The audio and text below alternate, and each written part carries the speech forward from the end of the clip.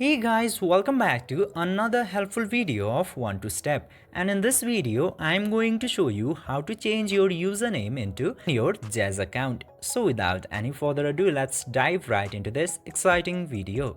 Now in order to change your username into Zedge, you just simply have to open this Zedge application into your device at first. Then after that, just simply click to this My Zedge option. After clicking into My Zedge option, it will show your profile into here.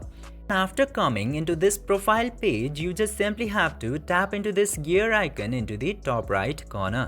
And after going into the gear icon, you will get the option of overview of your Zedge account details into the top. Just simply tap into there. Then after that, you can change your username by just erasing the current username and entering a new one. Change your username, then after that click to this save button.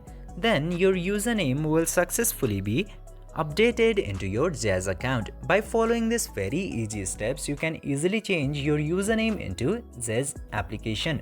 I hope this video was helpful for you. If yes, don't forget to like, share and subscribe to the channel to never miss another update. Thank you for watching the video.